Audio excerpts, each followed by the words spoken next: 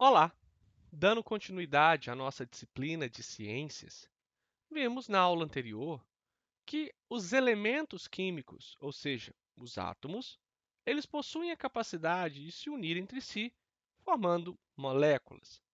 A partir do momento que essas moléculas elas têm propriedades bem definidas e utilizações também bem definidas, nós passamos a representá-las como substâncias. Essas substâncias puras, elas podem ser simples ou compostas. Substância simples é quando ela é formada apenas por um tipo de átomo, por exemplo, gás, oxigênio. E uma substância simples, ela tem uma propriedade bem definida para nós e para a natureza. E uma substância também pode ser composta, quando ela é formada por tipos diferentes de átomos. Nesse sentido, o nosso CO2, ou seja, o gás que nós expiramos, ele é uma substância composta. As substâncias elas podem também ter a capacidade de se misturar, formando outros tipos de produtos. A partir do momento que duas substâncias se misturam e nessa mistura nós não conseguimos separar as fases, ou seja, pegamos um exemplo básico da água e do álcool. Ambos possuem uma característica de serem transparentes. Se misturarmos água e álcool, o produto final, que é essa mistura, também é transparente. Só tem uma fase. Nós não conseguimos separar quem é quem. Agora, se misturarmos água e óleo, nós conseguimos observar duas fases, uma do óleo, que fica na parte superior, e na parte inferior, a água. Mas, além da capacidade de se misturar e de formar outras misturas, os elementos químicos ou as substâncias, as moléculas, elas passam por transformações ao longo do tempo de sua existência, podendo ser essa transformação de forma natural ou provocada pela ação do homem. Então, veremos hoje um pouco das transformações que ocorrem nas matérias. A transformação da matéria ela pode ser dividida em dois universos. Uma transformação física. A matéria ela não perde a sua propriedade. Então, se pegarmos uma lata de alumínio e derretermos o alumínio, teremos alumínio líquido, mas continua sendo alumínio. Se pegarmos a água e congelarmos a água, nós temos água congelada ou água no estado sólido. Então, a transformação física ela mantém a integridade e a propriedade da matéria. Ela continua sendo exatamente aquilo que ela é. Apenas mudamos o estado físico. Já a transformação química, ela altera a natureza da matéria. Então, nós temos a madeira. Se a madeira tem uma dureza, uma resistência, nós estamos dizendo que a madeira está no estado sólido. Só que nós não temos madeira líquida. Ao queimarmos a madeira, ela vira gás, CO2, né? E outros gases da queima da madeira. Então, alteramos não só a mudança de estado, mas também a natureza do elemento. O carvão é diferente da madeira. Alguns fenômenos que também podem ocorrer na matéria, por exemplo, fenômenos químicos, que são aqueles que ocorrem quando há alteração na composição química da matéria, ou seja, quando há formação de novas substâncias, com rearranjo dos átomos, e os fenômenos físicos, que são aqueles que não alteram a composição química da matéria, como dito anteriormente, e não há formação de novas substâncias. Nesse sentido, podemos ver alguns sinais que identificam um fenômeno químico, como, por exemplo, mudança de cor, a efervescência, que é o desenvolvimento daquelas bolhas em um líquido, a liberação de energia na forma de calor ou luz, a formação de um sólido ou a produção de fumaça.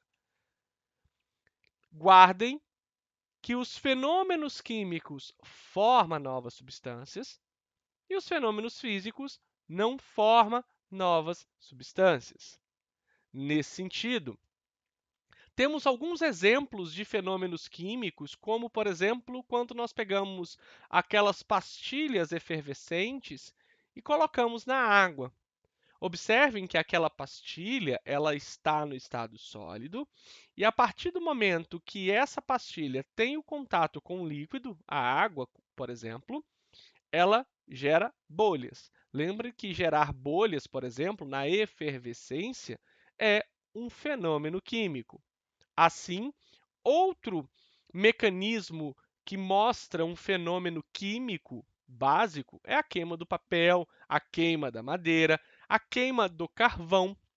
Então, o processo de queima, ele não só altera a característica do elemento, do produto ou da matéria que ali está sendo queimada, mas também ela faz com que ela mude a sua propriedade química, que é um dos exemplos de fenômenos químicos. Lembrem que do outro lado, os fenômenos físicos, eles mantêm aquele produto, aquela matéria, aquele elemento sempre no seu estado original. Ou seja, derreter a água passa do estado sólido para o líquido, continua sendo água.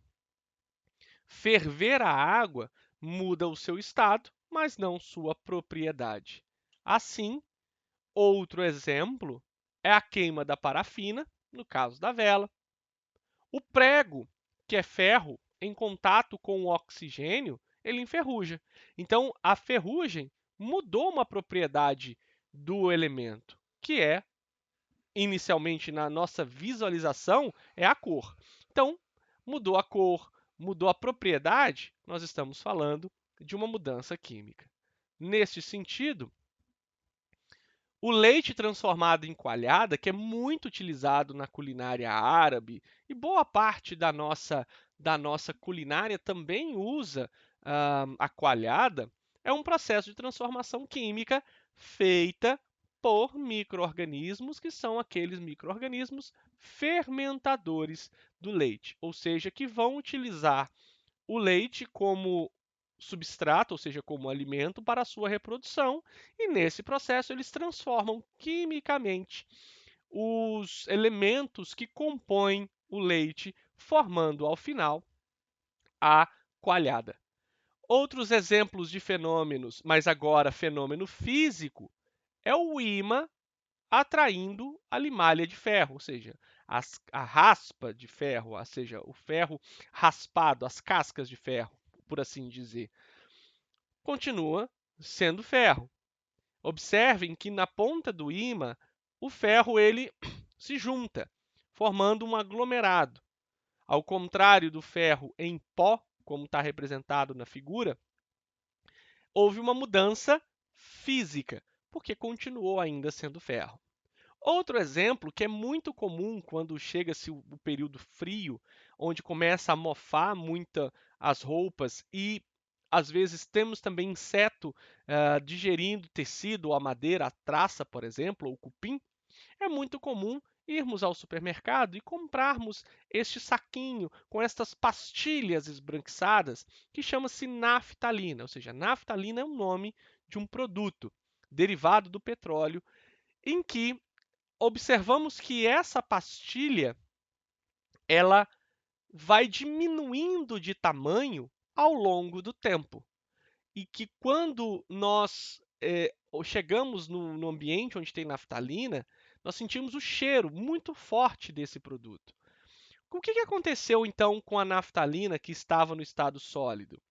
Ela passou por uma mudança de estado físico, ou seja, ela foi do estado sólido para o estado gasoso, sem passar pelo estado líquido. A este processo, em que todo e qualquer elemento sai do estado sólido e vai para o estado gasoso, sem passar pelo estado líquido, chamamos de sublimação. Exemplo também do papel. O papel no estado sólido vai para o estado gasoso sem passar pelo estado líquido. A madeira, a mesma coisa. Tudo isso representa uma mudança de estado físico da matéria. Muito obrigado.